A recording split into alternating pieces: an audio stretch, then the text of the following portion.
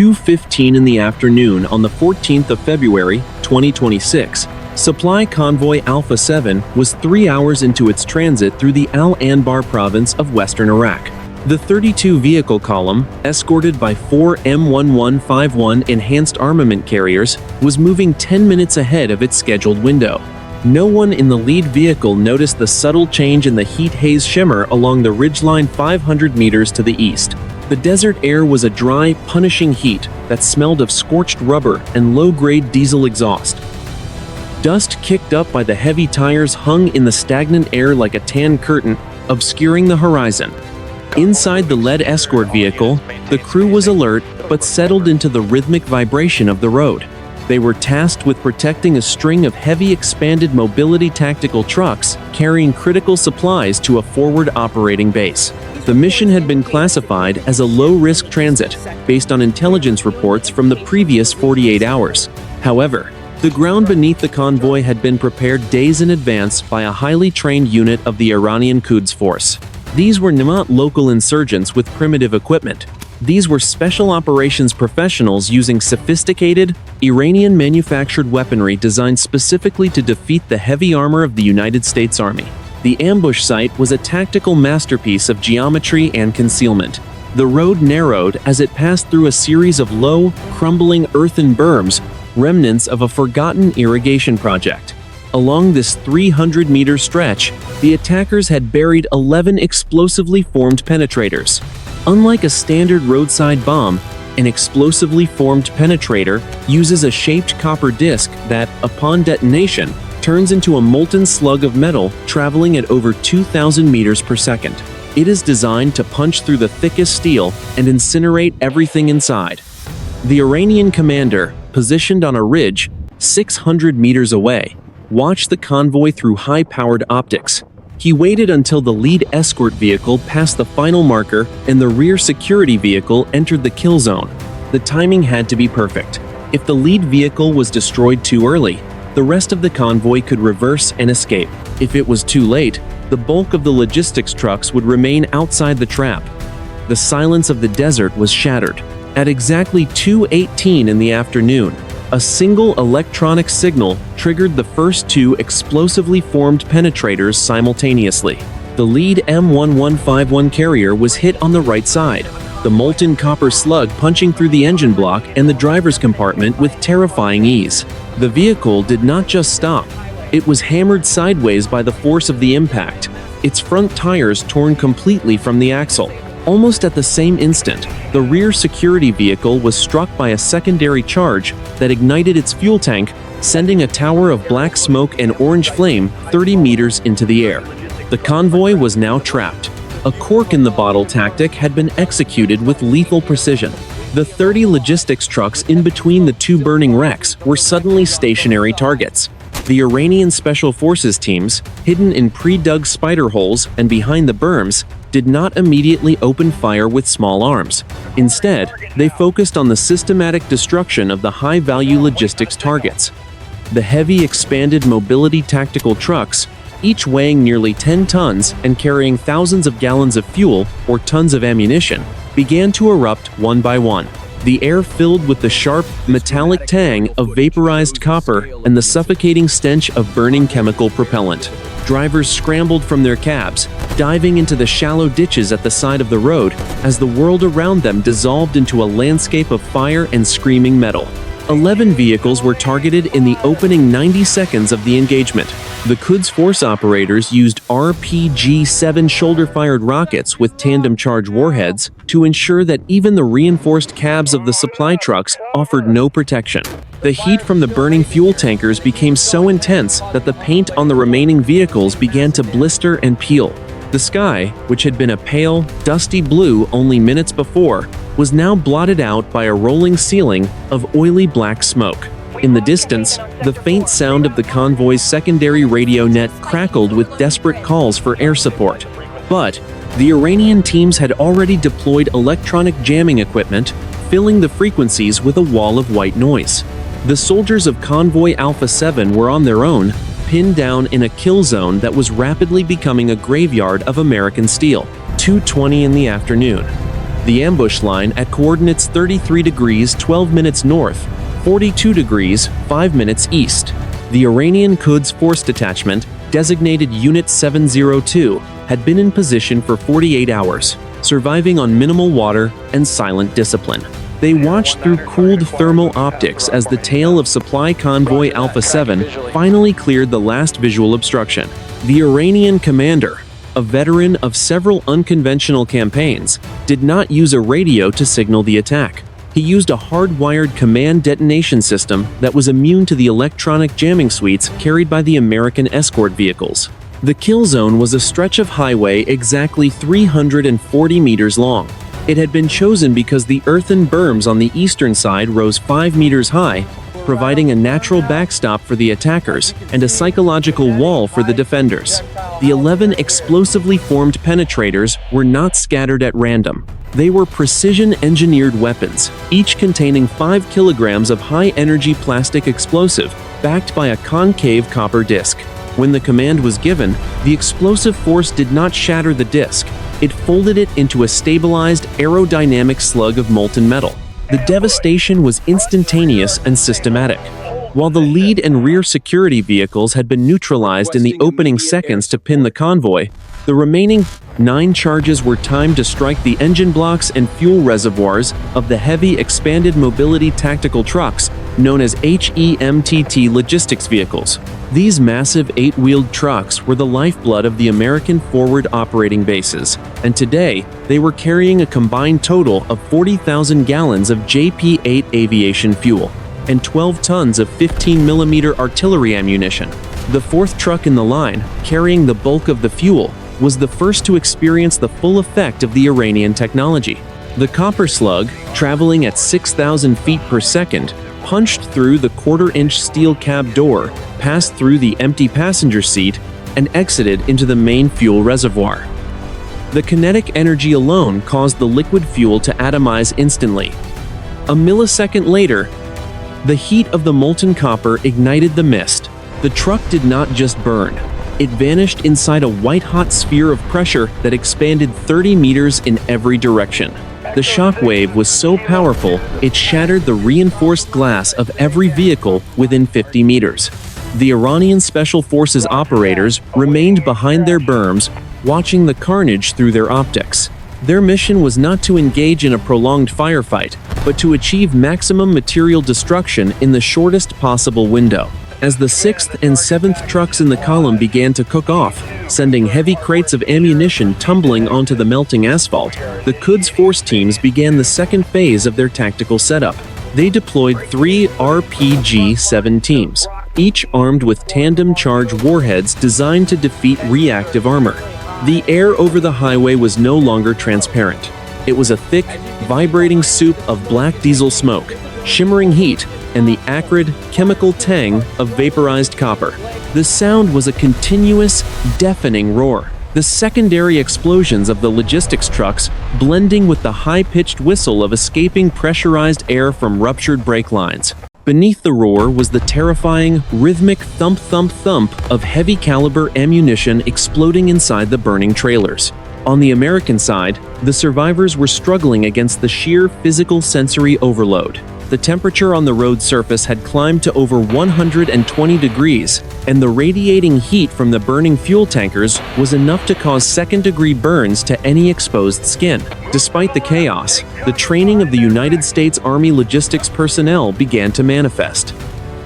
In the middle of the column, 3 drivers who had escaped, their burning cabs managed to low-crawl toward the western ditch, dragging a wounded comrade with them. They were pinned down by sporadic, disciplined bursts of 5.45mm fire from the Iranian marksmen, but they began to establish a rudimentary base of fire with their M4 carbines. The Iranian commander looked at his watch. 3 minutes had passed since the first detonation. 11 American vehicles were now confirmed destroyed or combat ineffective. The smoke column was now visible from 40 kilometers away, and he knew that the American Tactical Operations Center would already be vectoring air assets toward these coordinates. His teams had achieved their primary objective, the total destruction of the supply column and the severing of the main logistics artery for the western sector. Now, the challenge would be to survive the American response that was surely screaming through the atmosphere at Mach 2. 2:22 in the afternoon. The lead M1151 enhanced armament carrier was a tomb of twisted steel and superheated air. The primary explosively formed penetrator had entered through the front right wheel well, disintegrating the engine block before the molten copper slug passed through the firewall. Inside the cab, the temperature had spiked to over 800 degrees for a fraction of a second. A heat flash so intense it scorched the interior upholstery and melted the plastic housings of the radio equipment. The driver, Private First Class Morales, had been killed instantly by the overpressure, but the vehicle's heavy armor had prevented the copper jet from exiting the rear, inadvertently shielding the logistics trucks immediately behind it from the initial spray of molten metal. The rear security vehicle, 340 meters to the south, was in a far worse state. The secondary detonation had struck the fuel cell directly. The vehicle was now a high-intensity pyre, with flames reaching 15 meters into the air. The four-man crew had no chance to egress. The sheer volume of burning JP-8 aviation fuel from the nearby struck tanker had pooled around the wreck, creating a lake of fire that blocked any attempt at a rearward retreat for the remaining convoy. The air in the kill zone was now vibrating, with the sound of thousands of rounds of small arms ammunition cooking off in the back of the burning trucks, a sound like a never-ending string of firecrackers beneath the heavy roar of the main fires. Despite the devastating opening gambit, the United States Army Security Detail began to execute their counter-ambush drills. The second M1151, positioned in the center of the column, had escaped the initial blast. The truck's commander, Staff Sergeant Vance, hammered on the roof of the cab, signaling his gunner to engage. The turret, mounting an M2 heavy machine gun, began to traverse toward the eastern ridgeline. The gunner opened fire, the heavy .50 caliber rounds thumping into the earthen berms with enough force to throw plumes of dirt 2 meters high. He was firing at muzzle flashes small, blinking lights half hidden by the shimmering heat and the growing wall of black smoke. The Iranian Special Forces operators were disciplined. They did not spray fire indiscriminately. Instead, they used two-man teams to leapfrog between the berms, seeking better angles on the American soldiers who were now bailing out of their disabled trucks. One Iranian team, armed with a PKM modernized machine gun, set up a tripod-mounted position on a small rise 400 meters to the northeast. They began to rake the western side of the highway with 5.45 millimeter rounds, seeking to pin the American survivors in the shallow irrigation ditches where they had sought cover. The sound of the incoming fire was a distinct, high-pitched crack snap as the supersonic bullets passed inches above the soldiers' helmets. The physical environment of the highway was rapidly deteriorating into a landscape of industrial horror. The smell of burning rubber from the 32 heavy tires of the destroyed trucks was thick enough to taste, a greasy, bitter coating that made breathing difficult. Liquid metal dripped from the undercarriages of the burning HEM-TT logistics vehicles, hissing as it hit the pools of leaked coolant and hydraulic fluid on the asphalt. The sound of the wind had been replaced by the rhythmic whoosh of oxygen being sucked into the heart of the fuel fires, creating a localized weather system that swirled ash and sparks into a blinding vortex. Staff Sergeant Vance realized the convoy was in a kill sack. The enemy had the high ground and the initiative. He grabbed the handset of his long-range radio, fighting through the layers of static and the high-pitched whine of the Iranian electronic countermeasures. He switched to the emergency guard frequency, bypassed the digital encryption, which was being targeted by the jammers, and broadcast in the clear. He gave the convoy's call sign, the grid coordinates, and the broken arrow code for a unit in danger of being overrun. The response was not immediate. For 3 long minutes, the only sound in his headset was the roar of white noise. But then, a calm, cool voice broke through the interference. It was the pilot of an EA-18 Golf Growler, an electronic warfare aircraft circling 20,000 feet above the province. The pilot confirmed they had detected the jamming source and were moving to neutralize it. More importantly, he confirmed that 2 A-10 Thunderbolt II ground attack aircraft were already being diverted from a mission over the Syrian border. They were 6 minutes out. Vance looked out through the ballistic glass of his door. 6 minutes felt like an eternity when the air was filled with lead, and the road was melting beneath his tires. He saw a group of his drivers, 4 young soldiers, huddled behind a concrete barrier, their faces blackened by soot and their eyes wide with shock. They were looking to him for direction. He knew that if they stayed in the ditches, the Iranian mortars, which would surely be the next phase of the ambush, would find them. He keyed the internal comms and told his driver to prepare to push. They were going to use the armored mass of their vehicle to create a mobile shield for the survivors, moving through the smoke and fire to consolidate a defensive line. The first 3 minutes were over, and the real fight was just beginning. 2:25 in the afternoon. The western irrigation ditch along Highway 1. 24 soldiers from Supply Convoy Alpha-Seven were pressed into the baked mud and stagnant water, their uniforms soaked in a mixture of sweat and diesel-contaminated silt. The ditch was only 50 centimeters deep, providing barely enough cover to hide a human torso from the grazing fire of the Iranian PKM machine guns. To their front, the line of 11 burning trucks acted as a thermal curtain, but the heat was becoming an enemy, as dangerous as the Quds Force. The air shimmering off the asphalt reached temperatures of 140 degrees, causing relighted app, the soldiers' plastic ear protection to soften, and the polymer furniture of their M4 carbines to become hot to the touch. Staff Sergeant Vance steered his M1151 armored carrier into a position 40 meters ahead of the main survivor group. He used the 5-ton mass of the vehicle as a physical block, positioning the engine block toward the eastern ridgeline to absorb incoming rounds. The sound of 5.45mm bullets striking the ballistic glass was a rhythmic, metallic tink tink tink, creating spiderweb cracks that slowly obscured the gunner's view.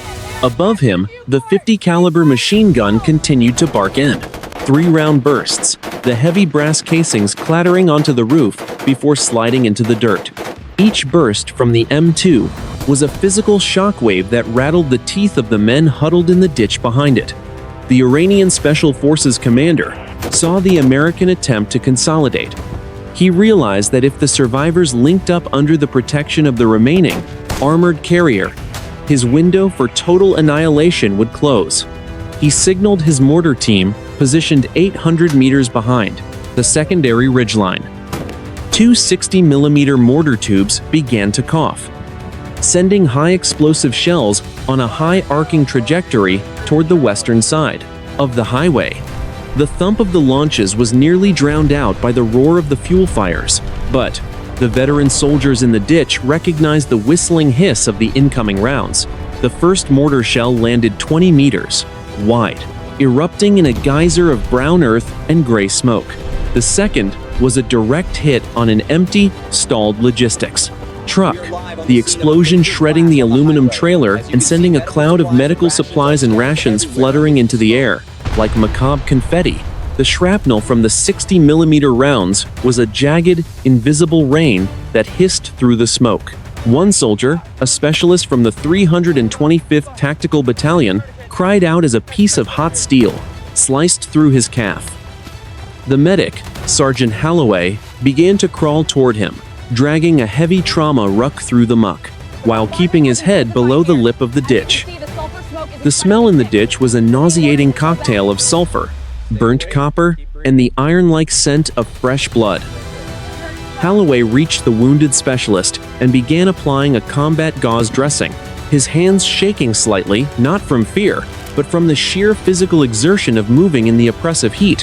He could hear the Iranian marksmen adjusting their fire, the bullets now snapping lower, seeking the gaps between the tires of the burning trucks. The Americans were trapped in a classic L-shaped ambush, with the highway forming the long axis and the mortar fire, providing the short, lethal vertical. Staff Sergeant Vance checked his watch again. 4 minutes until the A-10 Warthogs arrived. He knew the Iranian teams would likely have man-portable air defense systems, possibly Iranian-made Mizag-2 missiles, hidden in the rocks. He keyed his radio, which was now clear of the heavy jamming thanks to the EA-18 Gulf circling above. He spoke directly to the survivors in the ditch, his voice cracking from the smoke. He told them to prepare to move on his signal. They couldn't stay in the ditch. The mortar fire was walked in, and the next bracket would be a direct hit. The logistics of the battlefield were now a desperate race. The survivors had limited water, and the heat exhaustion was beginning to take a toll. 2 soldiers were already showing signs of thermal shock, their skin pale and clammy despite the scorching air. Vance ordered the remaining functional trucks to dump their external fuel cans to prevent further secondary explosions. He was stripping the convoy to its bare essentials: ammunition, water, and the will to hold the line for another 240 seconds.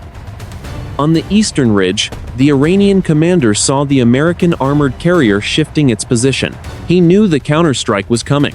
He ordered his RPG teams to move forward, crawling through the scrub brush to get within 200 meters of Vance's vehicle. If they could knock out the last heavy weapon on the road, the survivors, in the ditch, would be defenseless.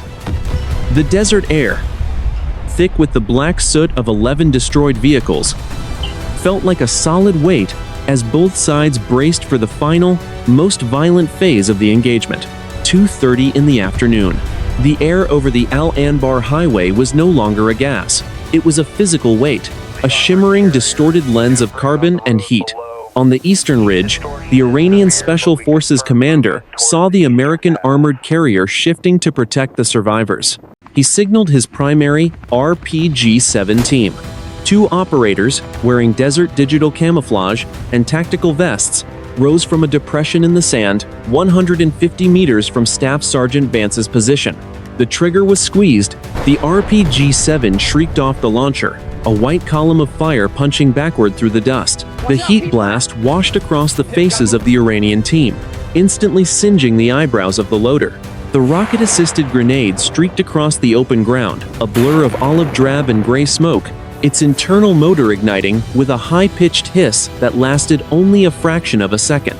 The tandem charge warhead punched straight through the engine block of the M1151, the first charge blowing away the heavy steel grille, and the second driving a molten jet of copper through the cast iron cylinder heads.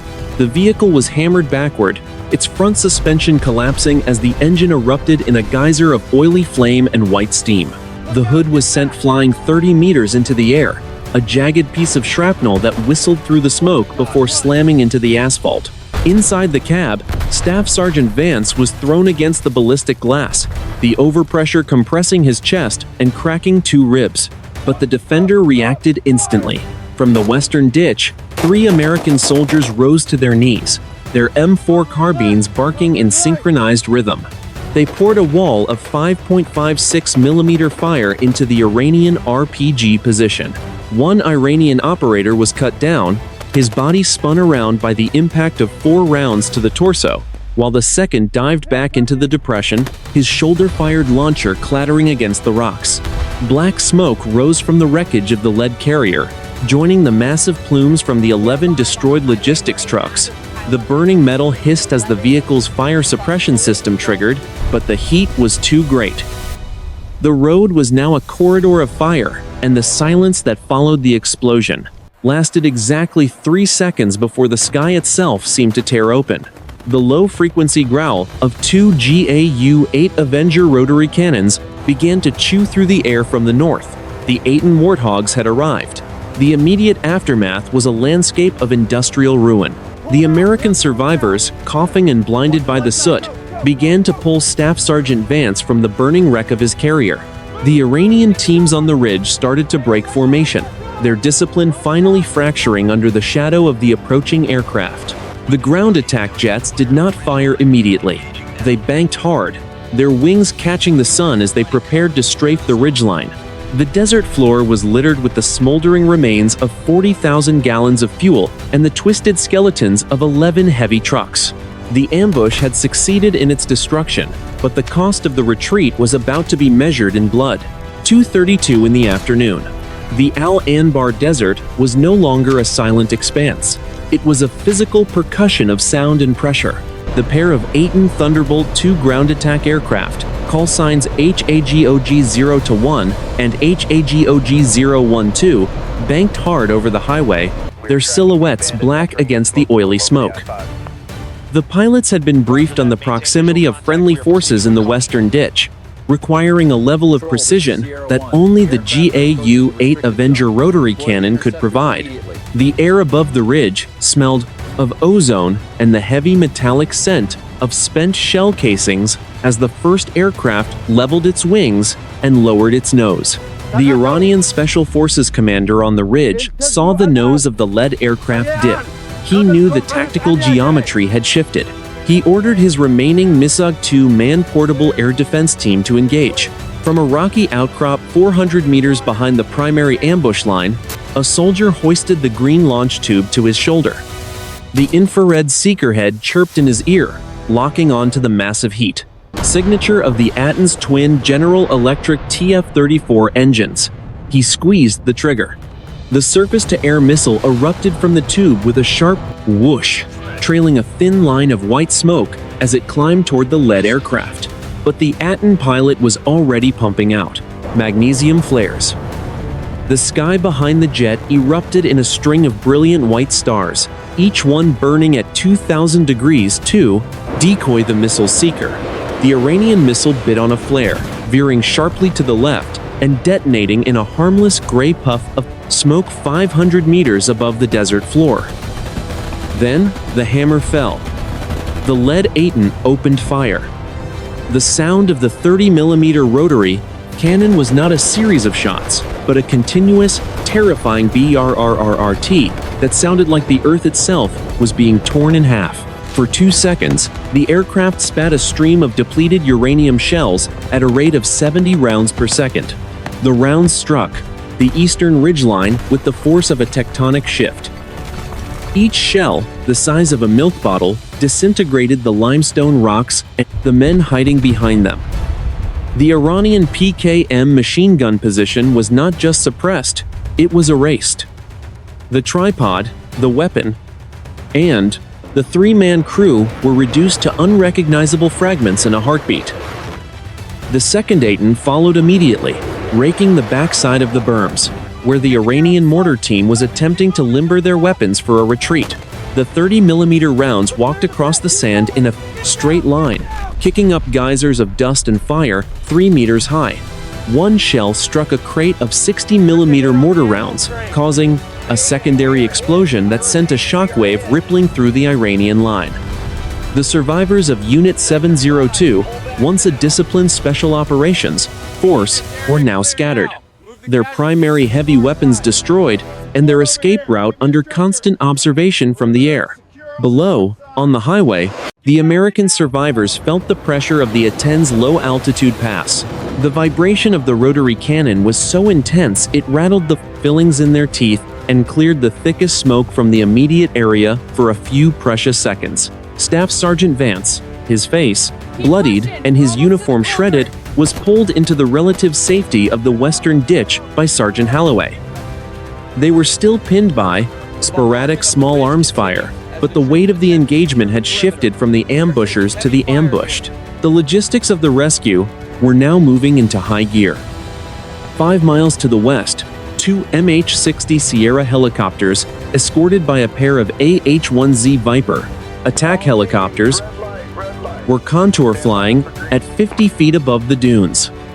They were the Quick Reaction Force, carrying a platoon of infantry and 2 surgical teams. The pilots were navigating through a haze of dust and the rising heat from the 11 burning logistics trucks. They could see the column of black smoke from 30 miles away, a landmark that marked the grave of Convoy Alpha-Seven's mission.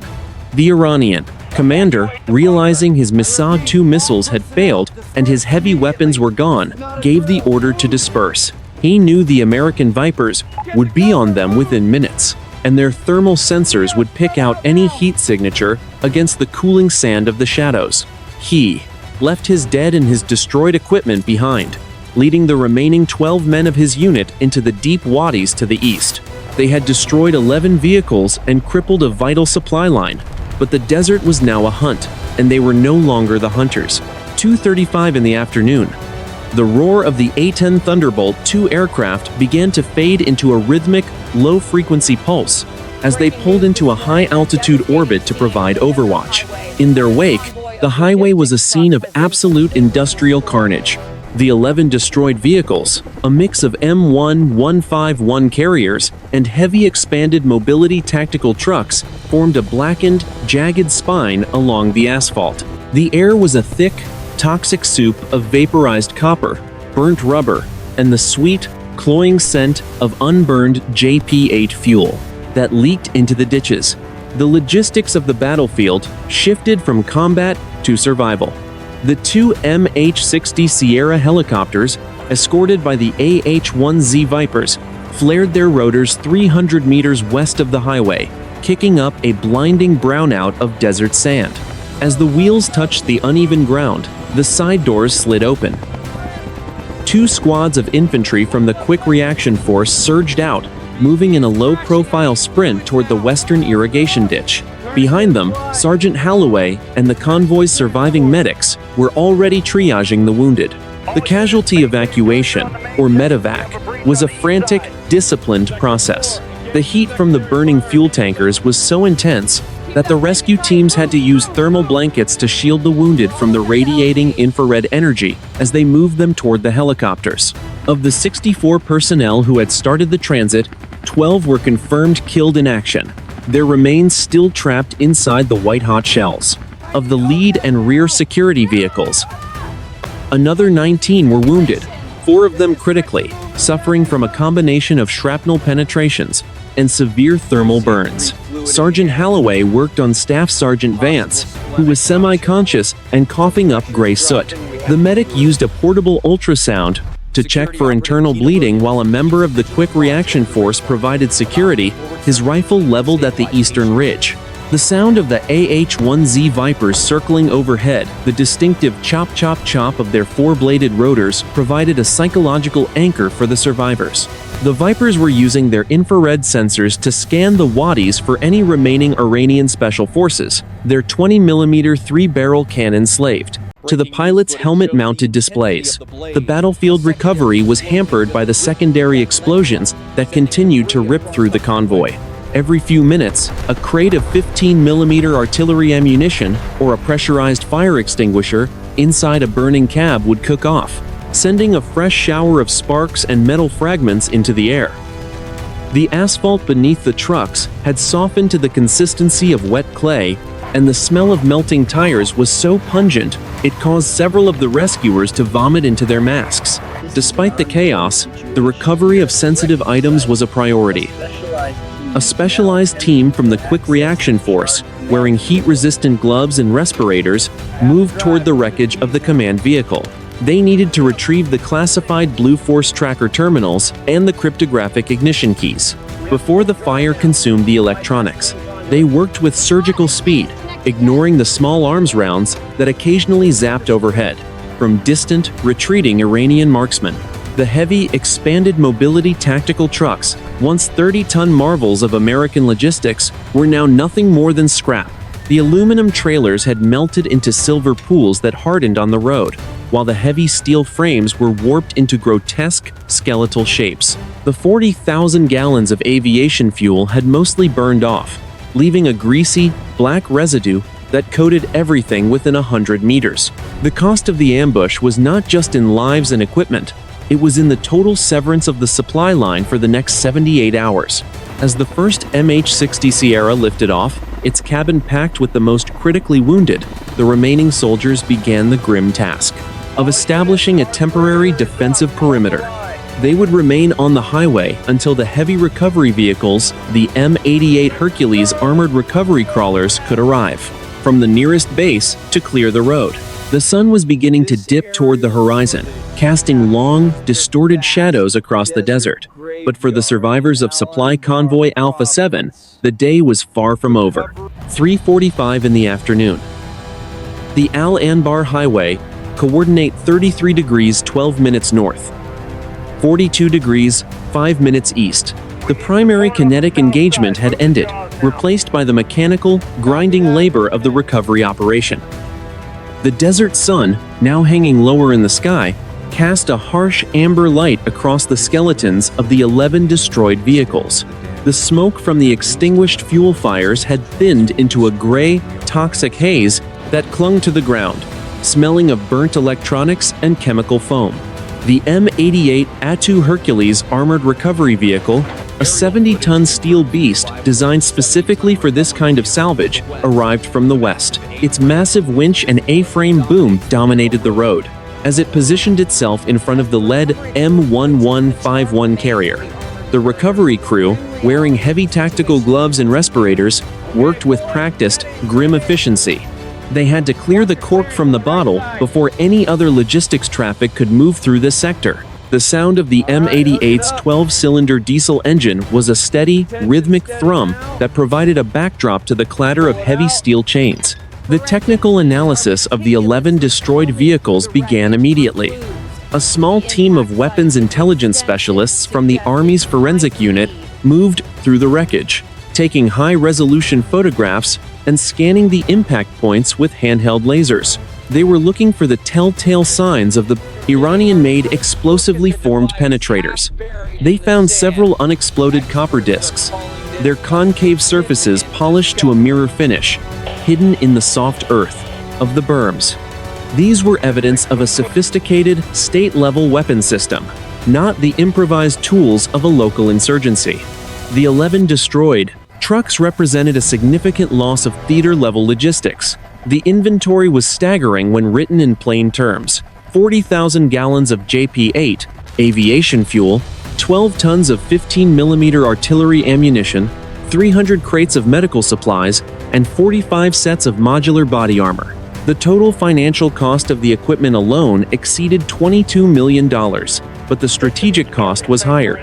The supply line to Forward Operating Base Cobra was now severed, forcing the command to authorize emergency aerial resupply missions using C-130 Hercules aircraft, a much more expensive and risky alternative. The physical recovery of the vehicles was a grueling process. The heat had welded some of the truck frames to the asphalt, requiring the recovery teams to use plasma cutters to sever the axles before the M88 could drag the wreckage into the ditch. The screech of metal on metal was a high-pitched, agonizing sound that echoed across the empty desert. Each truck, once a vital part of the United States Army's reaching power, was now reduced to a tangled heap of blackened steel and melted rubber, destined for a salvage yard in Kuwait. The Iranian Special Forces had achieved their objective with surgical precision. By using the geography of the highway and the specific technical vulnerabilities of the heavy expanded mobility tactical trucks, they had inflicted maximum damage with a relatively small force. The weapons intelligence team noted that the Iranian Quds Force had used a dual-frequency jamming suite that had successfully delayed the American air response by exactly 4 minutes, the precise window needed to complete the destruction of the 11 targets. As the sun began to touch the horizon, the first section of the highway was finally cleared.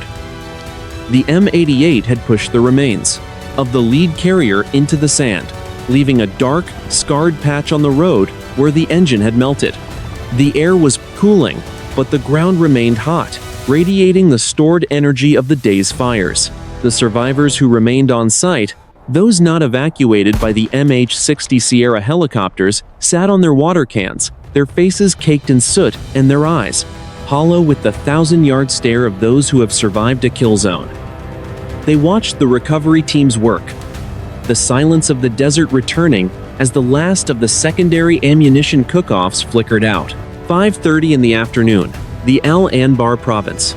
The desert was transitioning from the searing white heat of mid-afternoon to the deep, bruised purples and oranges of a high-altitude sunset.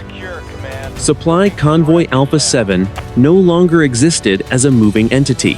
It was now a 300-meter scar of blackened asphalt and oxidized steel, guarded by a reinforced platoon of the United States Army's Quick Reaction Force. The last of the 18 surviving logistics trucks, those that had been outside the primary kill zone, were being redirected to a secondary rally point 30 miles to the north. The final strategic assessment was conducted at the Brigade Tactical Operations Center, 600 miles away. The satellite imagery, captured in real time by an RQ-4 Global Hawk, showed the thermal signatures of the 11 destroyed vehicles cooling slowly against the darkening sand. The Iranian Quds Force Unit 702 had successfully vanished into the complex terrain of the eastern Wadis, leaving no trace other than the spent shell casings and the discarded electronics of their jamming suites. They had achieved a tactical victory of high proportions, demonstrating that even a superpower's logistics chain could be severed by a disciplined, technologically equipped adversary. The cost of the road was officially tallied at 1,900 hours. 12 United States service members were confirmed, killed in action, their remains recovered and moved to a temporary mortuary facility at Al-Assad Air Base. 19 others were hospitalized with injuries ranging from grade 3 blast overpressure to severe respiratory damage from inhaling vaporized copper and burning diesel. The loss of 40,000 gallons of aviation fuel and 12 tons of artillery ammunition created an immediate ripple effect across the western sector, forcing the cancellation of 3 planned offensive operations against local insurgent cells. The technical report on the ambush would later be circulated to every logistics command in the United States military. It highlighted the lethal effectiveness of the Iranian explosively formed penetrator when used in a cork-in-the-bottle tactical geometry. The report recommended immediate upgrades to the undercarriage armor of the heavy, expanded mobility tactical trucks and the deployment of active protection systems for all high-value supply columns. The vulnerability of the digital radio net to localized, high-intensity jamming was also noted as a critical failure point that required urgent electronic warfare hardening. By nightfall, the recovery operation was complete. The M88 Hercules had dragged the final twisted frame of an ammunition carrier into the ditch, leaving the highway clear for the first time in 6 hours. A team of combat engineers arrived to patch the largest craters with rapid-set concrete, working under the green glow of night vision goggles. The sound of their generators was the only noise in a desert that had been screaming, with fire and rotary cannon fire only hours before. The incident at Al-Anbar was not an isolated event, but a signal of a changing theater.